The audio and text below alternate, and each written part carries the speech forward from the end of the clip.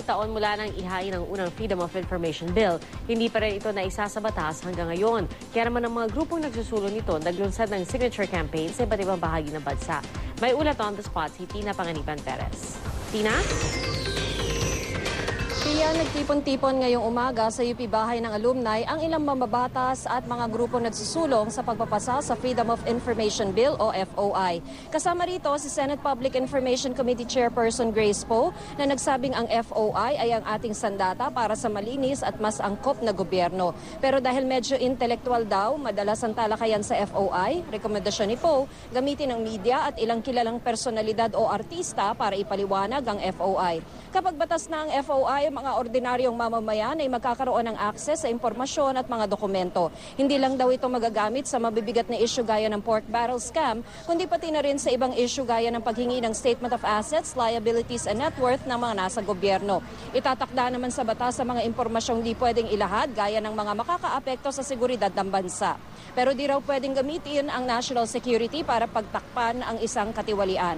Pati ang Makati Business Club, suportado ang panukala at ayon kay MBC Board of Trustees Chairman Ramon Del Rosario, ngayon daw ang pinakamagandang panahon para ipasa ito. Nitong nakaraang 4 na taon daw ay naging maganda ang ating ekonomiya at ang dahilan daw ay good governance. Pero kailangan daw magkaroon ng batas para ma-institutionalize ang kultura ng transparency at accountability.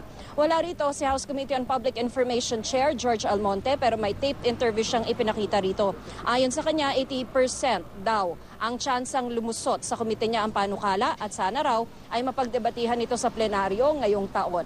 27 years na mula nang inihain ang unang FOI bill pero matapos ang halos 3 dekada at napakaraming bersyon ng panukala, di pa rin ito na isa sa batas. Para mapabilis ang aksyon ng Kongreso at ipakitang gusto nga ito ng publiko, nagsasagawa ngayong araw ng signature campaign ang Right to Know, Right Now Coalition sa iba't ibang lugar sa bansa. Sa Metro Manila, ang sign-on stations ay sa Ateneo de Manila University, Miriam College, PUP, Napolcom, LRT Monumento, MRT North Avenue at MRT Quezon Avenue stations. Pwede ring sumuporta online sa www.change.org. Mas magkakaroon ng takot ang mga nasa gobyerno na gumawa ng katiwalian dahil alam nila kahit anong oras ang ordinaryong mamamayan o ang media ay pwedeng kunin ang kopya ng mga dokumento. Ang tingin namin ay it's a question now of political decision on the part of the highest leaders. Hindi na substantive yung issue ngayon. Kung hindi, is there political will to really pass this under this administration? Kasama rin sa nagbigay suporta PIA sa FOI bill ay ang mga iawit na si Bayang Barrios, pati na rin si Lolita Carbon ng Asin. PIA? Maraming salamat, Tina Panganiban Perez.